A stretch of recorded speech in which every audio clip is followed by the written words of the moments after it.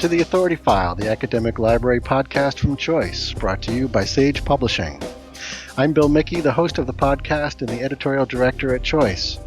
For this series on research methodologies around and library support of big data, I'm joined by Caroline Mulia, Head of Resource Sharing and Co-Associate Dean of Collections at the University of Southern California, Amy Solis, Social Sciences Data Librarian at USC, Andy Rakowski, Visualization Specialist at USC, and Ian Mulvaney, Head of Product Innovation at Sage Publishing. This week, we wrap up our conversation about big data research by looking ahead at how we can start building more open approaches to research and tool development and creating a more sustainable model for all involved, and how libraries are supporting broader institutional goals with their activities around big data research.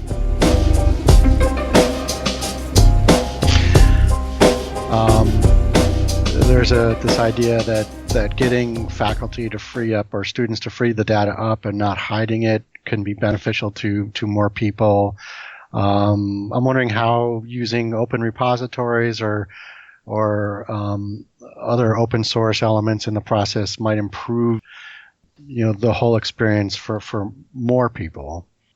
And I'll just kind of throw that out to the group, whoever wants to field that one first. I'll just quickly jump in. Sure. I think one of the main benefits for kind of advocating for open access to data, but also open access to tools is just having, I think, a larger pool of people who can really engage with this. And I think the maybe the example that I'd like to put out there, and I hope it kind of fits with this, but I think publications and organizations, the one that kind of comes to mind, I think the Guardian, this was years ago, and some other I think New York Times has done this before, where you have you have an article that is on whatever issue that's currently happening, and you have a large data set to accompany it, to accompany this article, and you're reading through and you see these incredible visualizations, maps, whatever it is, and you're trying to understand this issue and you're trying to work through it, and then when these organizations actually provide the code behind it or the data behind it and then guide you through how to actually use it, I think that is an incredibly empowering experience. And I don't think it's really possible without advocating and pushing, on the one hand, obviously providing the data for it, but then also providing the tools so that you can easily, download this tool, use it on your computer, and recreate the process and kind of go through the process. And I think that to me is sort of that benefit. You're opening up. You're not just telling people like, oh, this is the data and this is what's produced, but you're also providing them with that opportunity to recreate and to also ask more questions and to change it, to question it, to really engage with it. And I think that's the important part for me. Okay. I'd mirror that. I think it goes beyond just telling people that you've done something and hoping that they accept that the reviewers of that article were sufficiently sophisticated to agree with that. But you're showing the inner workings, and that can be really powerful. But there's no doubt that getting researchers to get to the point where they're happy to share their data, particularly in the social sciences and the humanities, is still a really big uphill battle.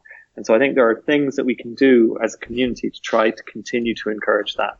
I think we can tell stories about how helping them to think in this way can benefit themselves later, because by placing their data into a place that others can access it, it enforces some behaviors which makes it easier for them to work with their own data later.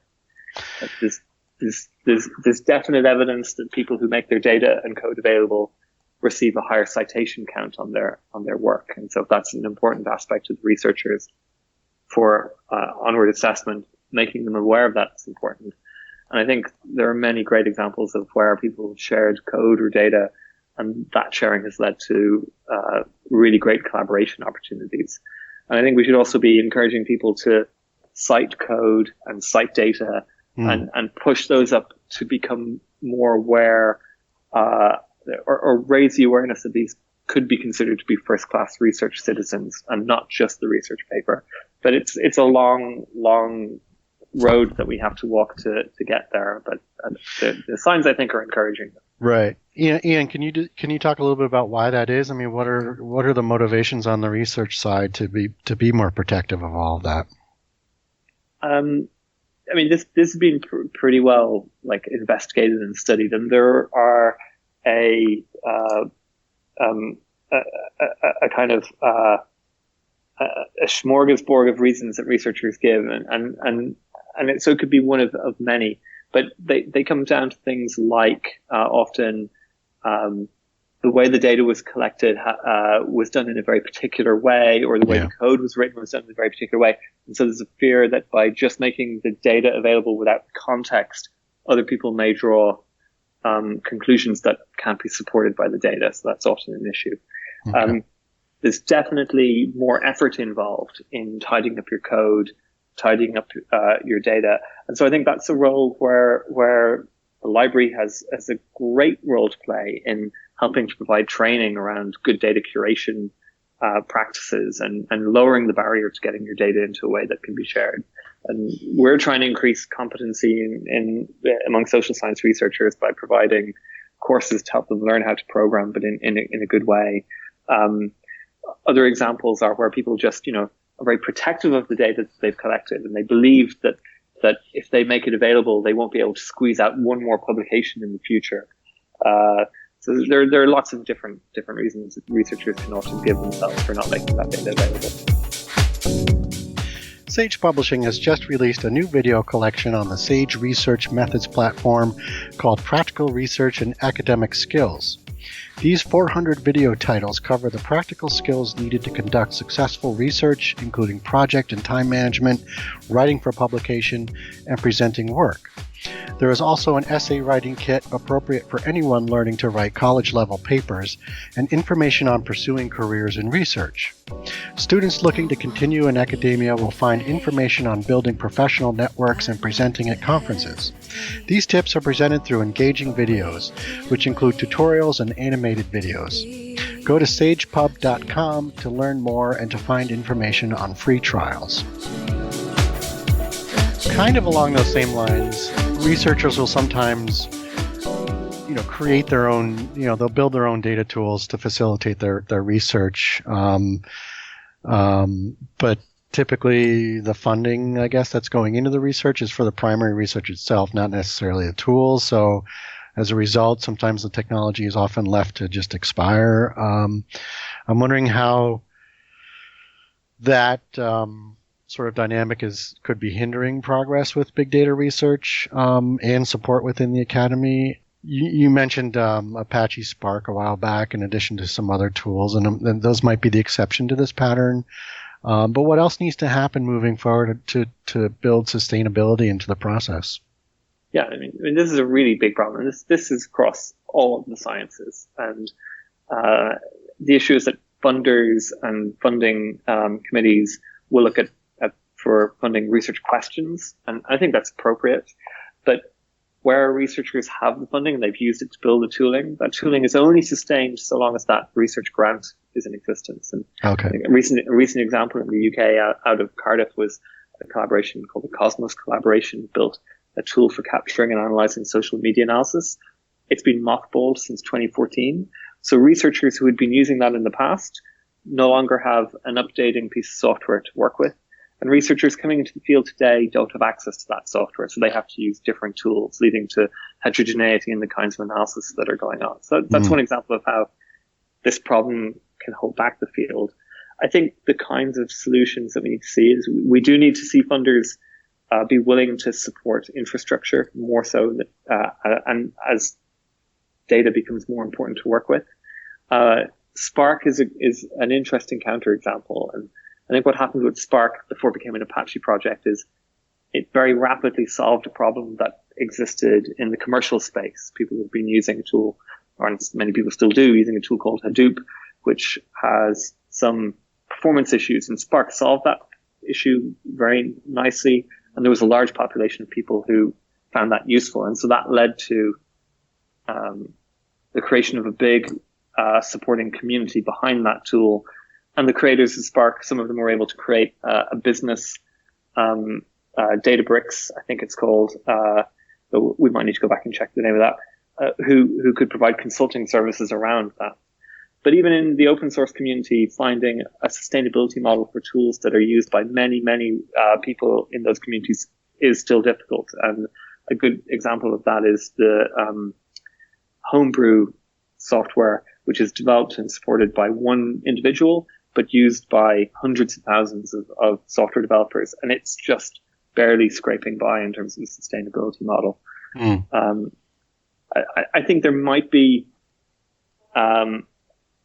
a role to help make some researchers and tool creators think a little bit about what it takes to go from building a tool in a completely open source way through the journey of what it might look like to create a small business around that tool, to create a self-sustaining model around that. And people like the Software Sustainability Institute here in the UK have been working really hard over the last decade to try and help researchers think about sustainability models for software. But it's going to continue to be a big problem. I don't have any easy answers to that. Okay, just a quick follow-up on the funding angle there, Ian. Is there any reason why that you might know of that the funding doesn't typically include the tool development? Are researchers just kind of assuming they'll do that themselves and perhaps take that part for granted, or is there sort of this potential for commercialization that might make things more complicated in along the way there? Who would be the one to say to the funder or the granting institution, that we need some money to build a tool set that's sustainable in the long run? I think it's just about the timing and the life cycle of these questions. And so there's a bit of a parallel that we can draw from the open access, evolution of open access. So like 10 years ago, funders were saying they wanted research to be open access, but there was no funding to support that. Today, it's pretty typical that a funder will provide a percentage of a grant to support the open publication of the research papers. That's pretty typical, particularly in the life sciences and in the STEM sciences. Much less so in the social sciences still. But funders have sort of just realized that that's now an important thing. And I think the creation of digital tools really only with the emergence of the big data environment is becoming a critical issue. And so I'm hopeful that funders will start to change how they view their directives around funding. But I think rightly at the moment, they have an interest in seeing specific effects happen in the world or specific change happen in the world. And so they apply that to those grants and those projects which can do that. And it's just an infrastructural thing. I don't think there's anything more specific to it than that. Okay. And I wanted to kind of throw this back to USC and specifically, broader institutional goals that working with big data might be helping your library meet. How might these change as the field of big data impacts other aspects of higher ed? Caroline, I'll throw that out to you. Sure. So the three of us had really been talking a lot about this, and it's a really good question because it requires us to sort of look outward and locate the library in the university, and then the university as really having a global lens. So at USC, the provost set a strong strategic framework, and I'm sure this is true for a lot of institutions of higher education. There's sort of a strategic plan or strategic framework really to position USC as an institution of higher education that is going to do good in the world. So one example is how USC is really tackling or contributing to abolishing homelessness. So of course, that's a looming issue in Los Angeles where we're located. So through those initiatives, big data really is front and center, helping to answer these questions. So as Andy mentioned earlier, students are poring over government data to learn more about the services that are available throughout the city compared to where the homeless populations are located. So in some ways, big data really is helping at a local level, or is kind of contributing to the conversation on a local level, but it's also allowing USC in its resources to play a larger role in what's happening on kind of the global landscape, not just higher ed. Mm-hmm. So I think that sounds like it could, as you say, sort of position the institution to get involved in much bigger or wider impact types of projects. I really hope so. And I think USC has done a very good job of creating a strategic plan and then trying to live up to it and trying to do the things that we said we were going to do and sort of promised ourselves that we would do. And I think, and I'm really happy to see not only kind of a big data mindset helping to tackle those questions and being that conversation, but also the libraries starting to play a role in that conversation as well.